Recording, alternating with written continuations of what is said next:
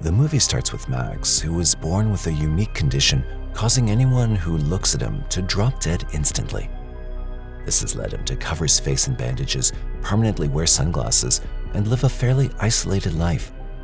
Nurses died as soon as he was born, and there have been many more accidental deaths throughout Max's life to date. Despite being a generally good guy, Max can use the power of his looks against people, such as a patronizing therapist in the first scene who faces his demise after disbelieving Max and implying his bandages are just a physical manifestation of depression. In Max's parents' attempts to reduce the number of accidents caused by him, they moved to somewhere more secluded when he started school, the boring suburb of Blurg, Massachusetts, which is indeed Blurg. Despite it being pretty quiet there are still plenty of unintentional deaths thanks to Max.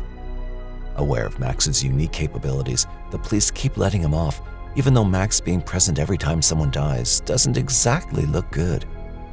Max claims that his face coverings are worn as a result of falling on a brick, but people around town don't tend to buy it.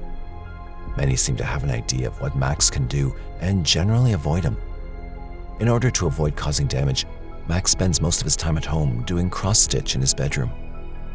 We're then introduced to Max's best friend Dan, who's obsessed with girls and persuades Max to get out more. Max reluctantly agrees, so on Valentine's Day, Dan sets him up on a blind date with a girl named Erica. Clearly put off by Max's face coverings, Erica isn't interested and sits texting on her phone. Max shows his sweet side though and presents Erica with a personalized handkerchief sewn by him, explaining that this is his first Valentine's.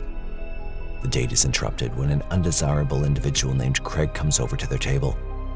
Recognizing Max as the kid that kills people with his pretty face, Craig wants to see Max uncovered for himself. Craig deliberately knocks over Max's Coke, then pushes Max's face onto the table, demanding Max clean it up with his face bandages. Craig is then asked to leave by the restaurant staff, but that's not the last we see of him. Sad and covered in Coca-Cola, Max asks to take Erica on a date another time, but she declines and leaves. Feeling understandably downtrodden and believing that bad things will stop happening if he's gone, Max debates jumping off a bridge. Before having a chance to commit the unthinkable, a girl named Alex walks up. Max met Alex previously in the doctor's waiting area where they caught each other's eyes. But now seeing no life left in life for love, Max gazes down into the river. Alex listens to Max's concerns and offers him a jelly bean. Max declines as she only has the gross flavors left.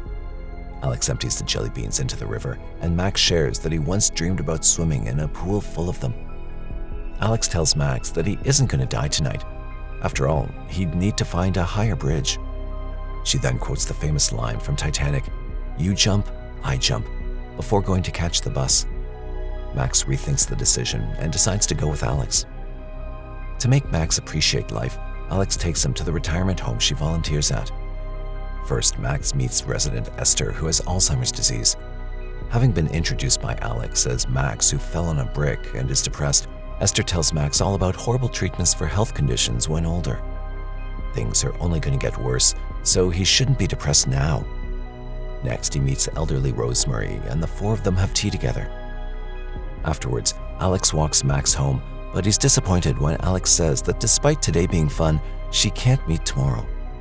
Later, Max plays video games with Dan.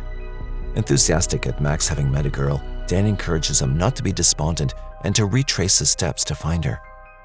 Remembering Alex's quote, Max embroiders a cross-stitch piece of "You jump, I jump."